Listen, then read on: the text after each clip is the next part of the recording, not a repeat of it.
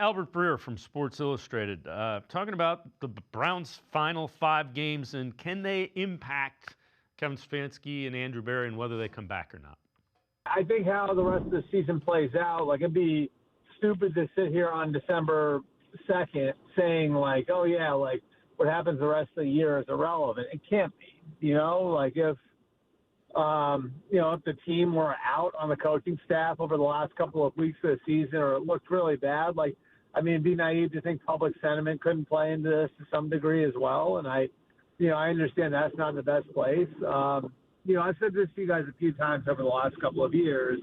I really believe that, Jimmy Haslam and his family worked really hard to try to figure out, what they wanted their football structure to look like. And I think, with Stefanski and Berry, they sort of have what they want. You know what I mean? Just as far as how you have things set up and the workflow and the reporting structure and all that different stuff.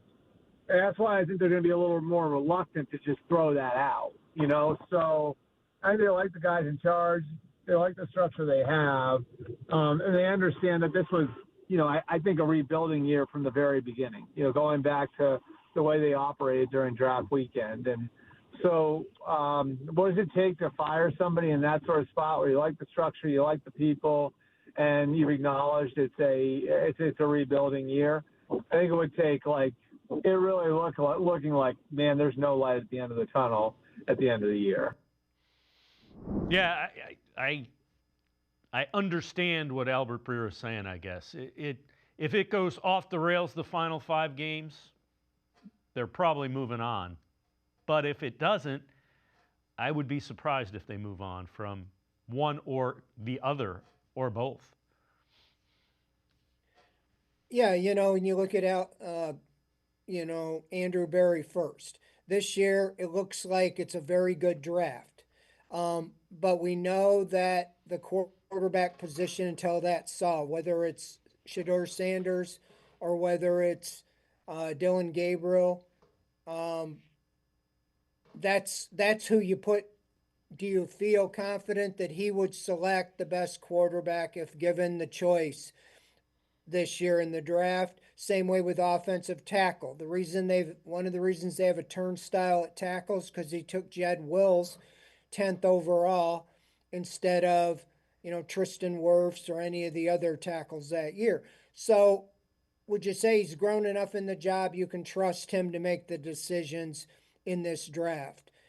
I think they did a disservice. I know why they did it, to say, yeah, we're going to compete, play to win, play to go to the playoffs, turn it around, because you have some veterans on this team. But when you have 14 rookies on the roster, it's probably going to be a rebuild because a lot of your rookies are doing well, but there's a lot of them making key mistakes. With that said, then you got Kevin Stefanski, okay? The 2 years they went to the playoffs, he got Coach of the Year, but what has he done lately? 6-23, So unless you feel really good about somebody else, and I already said this, I would have taken Mike Vrabel if I was going to make a change last year, than to just fire him, and then who you going to get? Up-and-coming offensive coordinator dude or defensive coordinator dude, and you're going to start all over again, probably at defense because Jim Schwartz would leave. So with that said, yes, I agree that when Jimmy Haslam said we took a big swing and miss with Deshaun Watson, I think it kind of bought him a year, that they weren't going to make any changes. You go out and lose the Titans and get blown out the rest of the season, yeah, anything could happen.